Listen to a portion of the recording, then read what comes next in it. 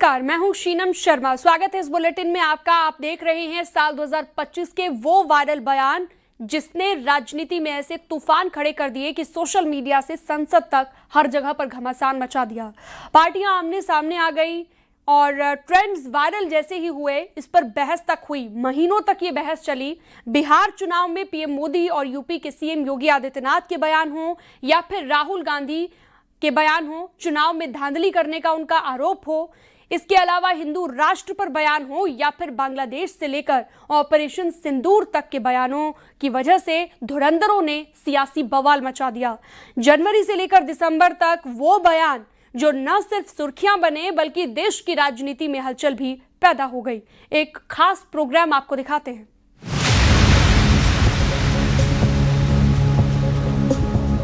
कभी कभी बुरी आदतें जाती नहीं लोगों की, तो उसके लिए उनकी डेंटिंग पेंटिंग करवानी पड़ती है कायदे से।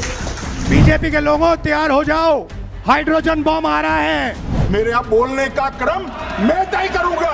प्रियंका गांधी को प्रधानमंत्री बनाइए ना, फिर देखिए कैसे जवाब देती है इंदिरा गांधी की तरह। आपको फतिया पढ़ने की लायक भी हम नहीं छोड़ेंगे, तब तक ऐसी कार्रवाई हम करेंगे। यदि तुम आज नहीं जगे, तुम भी भारत में जलाए जाओगे। भारत ने तय कर लिया है, खून और पानी एक साथ नहीं बहेंगे। कर्फ्यू का सबक तुम्हें ऐसा सिखा देंगे कि तुम्हारी आने वाली पीढ़ी दंगा करना भूल जाएगी। मैं तो देशवासियों को कहूंगा, देखिए ये बिहार में जमानत पर जो लोग हैं वो कैसे लोग हैं। उनका क्या गाना है? भैया के आबेदे सत्ता, भैया के आबेदे सत्ता, कट्टा सटा के उठा लेब घरवा से। आरजेडी वालों का एक गाना है, आएगी भैया की सरकार। क्या बोलते हैं? आएगी भैया की सरकार, बनेंगे रंगदार। आप सोचिए, ये आरजेडी वाले इंतजार कर रहे हैं कि कब उनकी सरकार आए और कब अपहरणीय, रंगदारी, ये पुराना गोरख धंधा फिर से शुरू हो जाए। कि पहले मेरी बात का आप जवाब दीजिए, मैं सुनना चाहता हूं। आपकी मुंसफी से संसद नहीं चलेगी। मेरे यहाँ बोलने का क्रम मैं तय करूंगा। इस तरह से नहीं चलेगी संसद।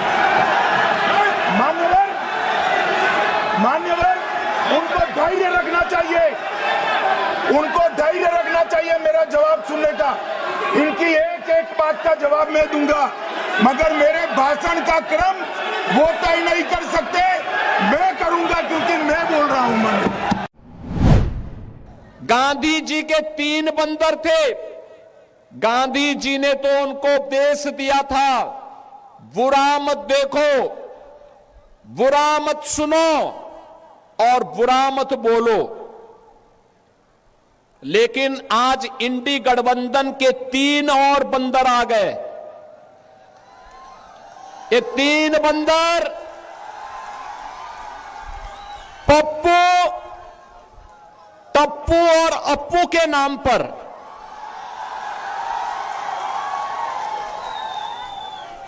पप्पू, टप्पू और अप्पू के नाम पर पप्पू सच बोल नहीं सकता, अच्छा बोल नहीं सकता, टप्पू अच्छा देख नहीं सकता और अप्पू सच सुन नहीं सकता। आयोग से कोई डॉक्यूमेंट या कोई प्रेस नोट या कोई ऐसी बात आई है या कि कहां से खबर आई? सोर्सेज बता रहे हैं, सूत्र बताते हैं। हम उस सूत्र को मूत्र समझते हैं। वेश जो होता है ना, ये वो है। उस समय 2700 वोट से हारे थे। हम प्रयास के लिए जीत गए। इस साल वो मात्र 1600 वोट से हार रहा। दुर्भाग्य हमारे है, उनका का दिमाग हो गई, हमरा से बात नहीं कैलन और सीधे मैदान छोड़ के भाग गए। एटम बम से बड़ा हाइड्रोजन बम होता है नहीं होता है। माधवपुरा में हमने एटम बम दिखाया था। बीजेपी के लोगों तैयार हो जाओ, हाइड्रोजन बम आ रहा है। हर एमपी एमएलए कमीशन ले आएगी।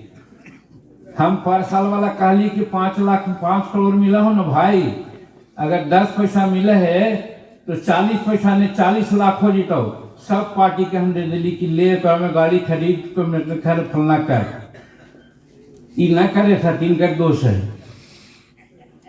और यहू साल अगर चाहवा तो हमारा पैसा की जरूरत नहीं है, हम वो इनो साल देवो तो 40 80 लाख हो जी। तो 80 लाख कोई पार्टी को होती तो मामूली बात है जी।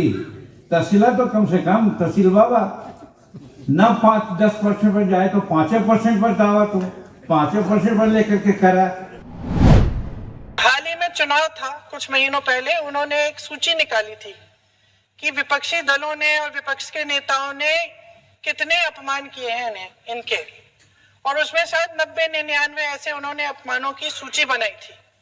तो मैं उनको एक छोटी सलाह देना चाहती हूँ कि नेहरू जी से जितनी भी शिकायतें हैं, जितनी भी गलतियां उन्होंने की आपके जहन में, जितनी भी गालियां देनी है, जितना भी अपमान करना है, उसकी भी एक सूची बना दीजिए। नहीं, बात खत्म नहीं है। 999 अपमान, 9999 अपमान, सूची बना दीजिए और फिर हम एक समय निर्धारित करते हैं। जैसे हमने 10 घंटे आज वंदे मातरम पर हमने बहस किया है ना। ये एच बॉम्ब तो नहीं है, एच बॉम्ब आ रहा है, हाइड्रोजन बॉम्ब आ रहा है। ये एक और उदाहरण है वोट चोरी का। पिछली बार मैंने आपको एडिशंस के बारे में बताया था, ये हम आपको डिलीशंस के बारे में दिखा रहे हैं। आपने देखा होगा ये जब भी पर्व और त्योहार आते थे उत्पात शुरू हो जाती थी। अब उत्पातियों और उपद्रवियों को पता लगेगा कि 7 पीढ़ियां याद आएंगी उनको, क्योंकि कभी कभी बुरी आदतें जाती नहीं लोगों के, तो उसके लिए उनकी डेंटिंग पेंटिंग करवानी पड़ती है कायदे से, जिससे उनकी बुरी आदतों को हम ठीक कर सकें। और यही डेंटिंग पेंटिंग आपने देखा होगा कल बरेली के अंदर, हो मौलाना भूल गया कि शासन किसका है। वो ये मानता था धमकी देंगे और हम जबरदस्ती जाम कर देंगे। हमने कहा जाम नहीं होगा, कर्फ्यू भी नहीं लगेगा, लेकिन कर्फ्यू का सबक तुम्हें ऐसा सिखा देंगे कि तुम्हारी आने वाली पीढ़ी दंगा करना भूल जाएगी। एक परिवार में एक व्यक्ति को आरक्षण मिलना चाहिए, जब तक कि मेरे बेटे को कोई ब्राह्मण अपनी बेटी दान नहीं करते या उससे उसका संबंध नहीं बनाते। केवल आर्थिक आधार की अगर बात है तो आने वाले टाइम पे देख लेना, लोग फिर जल्दी शादियां करना शुरू कर देंगे। क्योंकि अब लड़कियां लाते हैं 25 साल की। अब 25 साल की लड़की 4 जगह वो मुंह मार चुकी हो। हमारे गांव देहात में जब किसी बात को टालना, हल्के फुल्के अंदाज में खत्म करना होता है तो लोग पारंपरिक तौर पर कहते हैं, जैसे उदाहरण के तौर पर बता हमारे भोजपुरी में कहा जाता है कि फलानवा यह कहले बना कुछ और ना ही कहला सना, चला ही बतिया छोड़ दे, तो उसको कर दिया जाता है, इस तरीके से बोला जाता है। अगर उस आबादी की लैंड पर या किसी सरकारी लैंड पर कोई माफिया कब्जा करके जबरदस्ती उसको मॉल बना करके या कोई वसूली का अड्डा बना करके उसके माध्यम से अनैतिक और अवैध गतिविधियों का संचालन करके कोई छांगुर जैसा व्यक्ति वहां पे अनैतिक गतिविधियों का संचालन करेगा तो उसमें बुलडोजर भी चलेगा, उसको भी कोई रोक नहीं सकता। लास्ट टाइम जब बांग्लादेश के अंदर हो रहा था सबसे ज्यादा बोलने का काम किया, और प्रियंका गांधी को प्रधानमंत्री बनाइए ना, फिर देखिए कैसे जवाब देती है इंदिरा गांधी की तरह। जैसे पाकिस्तान के 2 टुकड़े करके हाथ में देकर आई थी ना इंदिरा गांधी, ऐसी प्रियंका गांधी ऐसा इलाज करके आएगी कि ये भारत विरोधी अड्डा नहीं बन पाएगा। आणि त्यामुळे मग एक असा विषय निघाला की मग मोदींनी का मान्य केलं, पहिल्या दिवशी आपला संपूर्ण पराभव झाला। 7 तारखेला जे हवाई युद्ध अर्ध्या तासात झालं त्यामध्ये आपला टोटल पराभव झाला हे कोणी मान्य करो अगर न करो.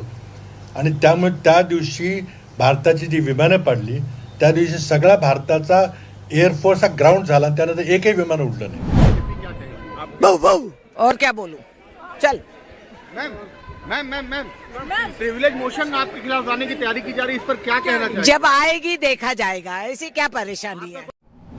देखो, बांग्लादेश में एक दलित नौजवान को कैसे जला दिया गया. आप लोग गाजा पट्टी में होने वाले किसी भी उस पर आंसू बहाते हैं, लेकिन आपकी जवान से एक शब्द नहीं निकल रहा है, क्योंकि एक दलित नौजवान मारा गया बांग्लादेश में, और उस नौजवान के मरने पर आपकी जवानी सिल चुकी है. बांग्लादेश में परसों हिंदू को जिंदा सड़क पे जलाया, चौराहे पर, बांग्लादेश में. क्यों जलाया? क्योंकि वो हिंदू था. यदि तुम आज नहीं जगे, तुम भी भारत में जलाए जाओगे. जिसका वोट होता है वही भारत का नागरिक होता है, और जो भारत का नागरिक होता है उसी को अधिकार मिलता है वोट डालने का. ये सोची समझी रणनीति, साजिश, षड्यंत्र है कि एसआईआर के बहाने ये लोग एनआरसी कर रहे हैं. भारत ने तय कर लिया है, खून और पानी एक साथ नहीं बहेंगे. अब देशवासियों को भली भांति पता चला है कि सिंधु का समझौता कितना अन्यायपूर्ण है, कितना एक तरफा है. भारत से निकलती नदियों का पानी दुश्मनों के खेत को सींच रहा है. कोई भी बचने नहीं पाएगा. जो भी अपराधी होगा, ये तो मैं जानता हूं आपकी पीड़ा को, क्योंकि जब सरकार की कार्रवाई अपने अंतिम उस तक जाएगी तो आप में से बहुत सारे लोग फतिया पढ़ने के लिए जाएंगे वहां. तो आपको फतिया पढ़ने के लायक भी हम नहीं छोड़ेंगे, तब तक ऐसी कार्रवाई हम कर देंगे. तो अगर धारणा है कि हम मुस्लिम विरोधी है, तो जैसा मैंने कहा, संघ को दरवाजा नहीं है, खुला काम है. कभी भी आकर आप अंदर आकर देख सकते हो, अंदर से देख सकते हो. और ऐसा कभी आपको दिखा कि संघ मुस्लिम विरोधी है तो आप ऐसी राय बनाइए, नहीं दिखा तो अपनी राय बदलिए. जैसा तय किया था वैसी कार्रवाई की और पाकिस्तान कुछ नहीं कर पाया. 22 मिनट में 22 अप्रैल का बदला निर्धारित लक्ष्य के साथ हमारी सेना ने ले लिया.